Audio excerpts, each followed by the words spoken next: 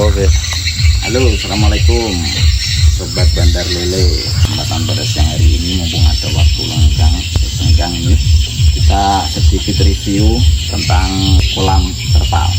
Jadi kalau alat bandar lele dalam penggunaan kubikasi itu sangat penting, dimana satu kubik air itu biasanya kalau untuk ikan itu biasa kami maksimal tebar di angka 150. Jadi per kubik air hanya 150 ekor. Soal ketinggian air itu kalau bandar lele biasanya pakai rumus ini aja. Ketika bapak-bapak nebar bibit 46, nah berarti kan angka depannya itu 4, berarti ketinggian air hanya 40 cm, jangan lebih. Beda lagi ketika tebar benih di umur 57, maka tinggi air harus 50 cm. Begitu juga ibaratnya bapak-bapak kok tebar benih di angka 8-10, itu berarti tinggi air bapak nanti harus mendekati angka 80 cm. Itu soal air, jadi disesuaikan aja, jangan memaksakan.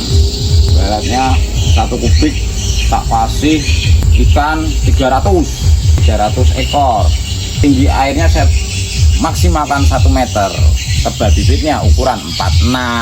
Nah itu kan enggak tepat lah, kurang tepat lah. Jadi kalau bandar lele itu biasanya makanya kalau memang benihnya ukuran 4 cm, maka ketinggian air hanya 40 cm. Ketika bandar lele nebar benih ukuran 57, maka ketinggian air 50 cm.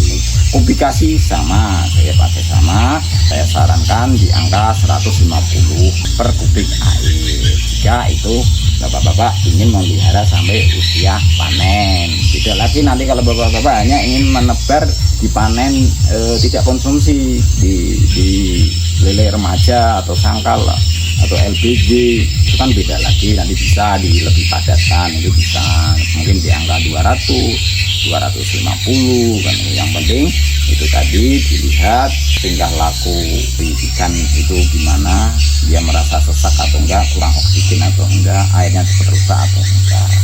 Yang jelas biasanya kalau tebar padat itu resiko kerusakan air akan lebih cepat. Karena itu.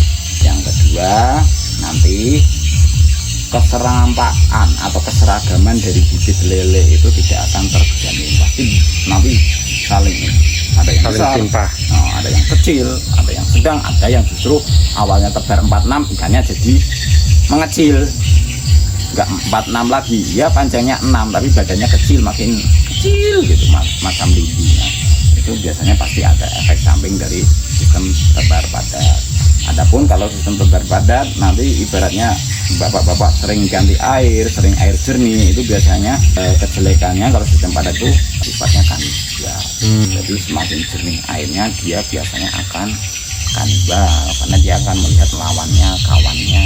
Semakin jernih air, semakin terlihat kawannya dan semakin menjadi kanibal gitu. Semakin naluri kanibalnya akan semakin timbul. Makanya itulah salah satu keburukan tebar padat. Selain pada itu, kalau ibaratnya gini, kita tebar 3.000 sampai ending panen dapat 3 kintal. Kita tebar 5.000 sampai akhir panen dapat sama 3 kintal. Jadi kan mending kita tebar 3.000 aja tapi dapat 3 kintal daripada kita tebar memaksakan kehendak pengen menambah kapasitas produksi tapi kita belum cukup ilmu. Itu kan kurang pas juga. Memaksakan 5.000 ekor tapi panennya hanya 3 kintal. Ya mending pelihara 3.000 tapi 3 kintal lebih, kan seperti itu. Mungkin itu aja kawan-kawan sobat bandar lele, air sama kubikasi air dan ketinggian air itu sangat penting. Silakanlah buktikan nanti seperti apa, apakah benar atau enggak, itu nanti keputusan ada di bapak-bapak sendiri. Seperti itu. Mau memaksakan diri, monggo, silahkan. Mau pakai rumus bandar lele ketinggian air, monggo. Kubikasi mau pakai bandar lele, monggo. Jadi seperti itu dulu. Oke. Sip. Nanti kalau ada pertanyaan silakan komen di kolom komentar. Oke, assalamualaikum. Dah.